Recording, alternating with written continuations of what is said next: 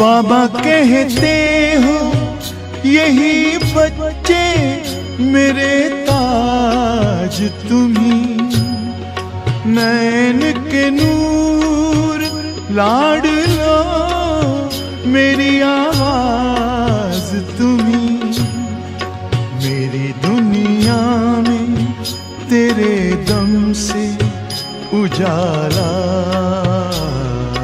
है, तुम्हारे साथ का अनुभव बड़ा निराला है।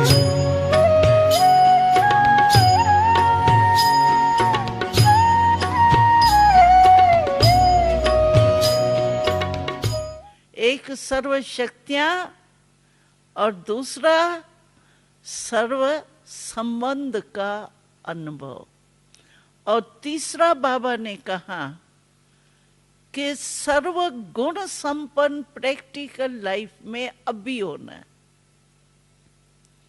ऐसे नहीं सतयुग तक अंत में हमारे में थोड़ा ये गुण कम है ना, अच्छा अंत तक संपूर्ण हो जाएंगे। अंत में आपको देखेगा कौन संपूर्ण हुई या नहीं हुई।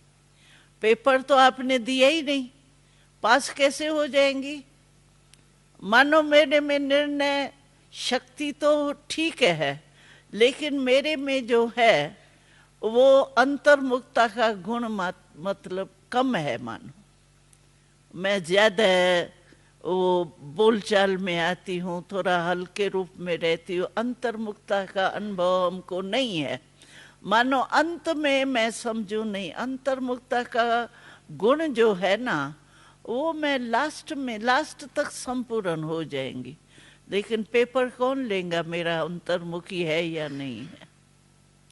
पेपर तो अभी देना पड़ेगा ना, तभी तो पास मार्क्स मिलेंगी। इसीलिए बाबा कहते हैं कि सर्व शक्तियां, सर्व संबंध और सर्व गुण, ये तीन बातें आप अपने में चेक करो। अगर इन तीनों में से एक भी कम है ना, भाई गुण एक नहीं है तो कोई अर्जा नहीं, अंतर्मुखता नहीं है, रमणीक हूं मैं, ठीक है, लेकिन अंतर्मुखता के बिना आप मनसा सेवा नहीं कर सकते। जब अंतर मन में शक्ति भरे, अंतर्मुखी होके अंतर मन में शक्तियां भरो, तभी मनसा सेवा आप कर सकती। नहीं तो मनसा सेवा आपका यहां से यहां तक ही नहीं पहुंचेगी। मनसा विश्व की तो बात ही छोड़ो।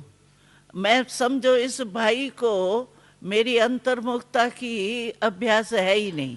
पहले तो अंदर मन को आत्मक रूप में स्थित करूं, ये है अंतर्मुखता। और अंतर्मुखता का रहस्य बहुत अच्छा है। आप देखो, अंतर्मुख कहते हैं, मुख क्यों कहते हैं? अंतर मन भी कहते हैं, अंतर्मुख भी कहते हैं, हर्षत मुख कहते हैं। मुख शब्द क्यों कहते हैं? कारण अंतर बाह नहीं कहते हैं, अंतर माथा नहीं कहते हैं, अंतर्मुख क्यों कहते हैं? मुख फेस को कहा जाता है। और मुख शब्द क्यों कहा जाता है? अंतर्मुख की महिमा क्यों है?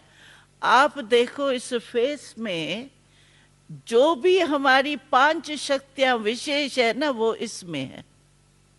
सोचो देखो, निर्णय शक्ति है, बोलने की शक्ति, देखने की शक्ति, सूंघने की शक्ति, खाने पीने की शक्ति कहाँ है?